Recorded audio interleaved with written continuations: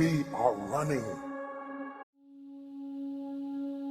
Were there people who knew in advance that the coronavirus would hit the world this year? Some may have chosen to ignore such scenarios, but one can't remain indifferent to the fact that the matter of coronavirus seems to have been known by some in the past. A first example is Sylvia Browne, who wrote the book End of Days: Predictions and Prophecies about the End of the World in 2008. The American author died in 2013 at the age of 77, and during her career, she claimed to be a medium with psychic abilities. She predicted that the whole world would face a severe pneumonia-like illness around 2020.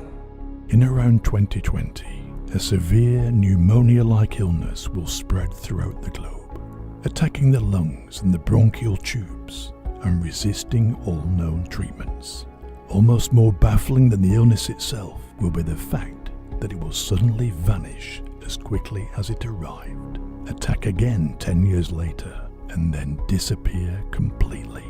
According to Newsweek, the book has seen its sales surge on Amazon and has entered the top 10 ebook charts for Kindle in the UK and US.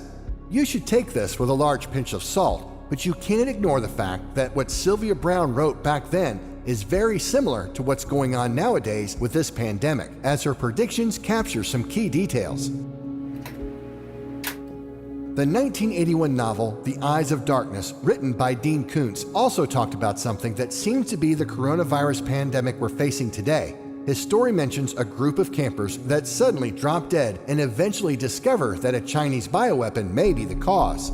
At one point in the novel, one of Koontz's characters talks about a Chinese scientist named Li Chen, who comes to the US carrying records of a dangerous biological weapon known as Wuhan 400. A Chinese scientist named Li Chen defected to the United States, carrying a diskette record of China's most important and dangerous new biological weapon in a decade.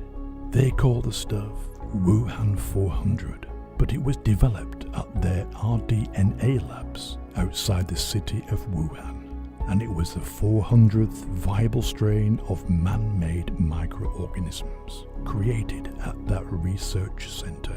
Wuhan 400 is a perfect weapon. Similar to the Sylvia Browne example, this too should be thought through before taking it too seriously. Yet the plot of the novel, The Eyes of Darkness, does, in some way or another, resemble with how the COVID-19 started.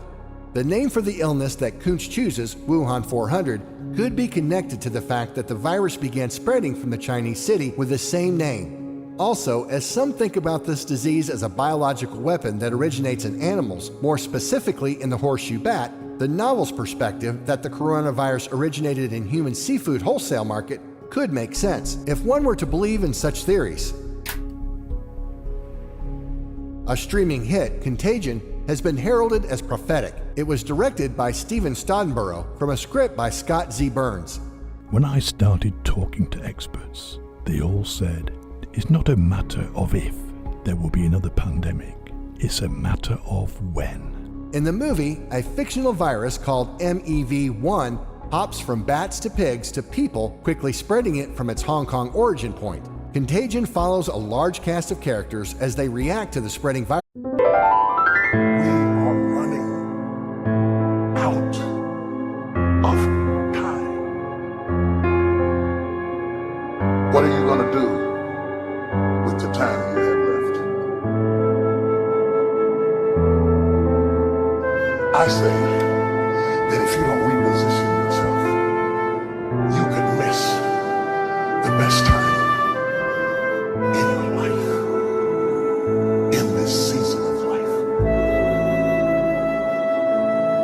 Because we have got to change the way we think. We have got to change the way we function. We have got to change the way we deal with issues.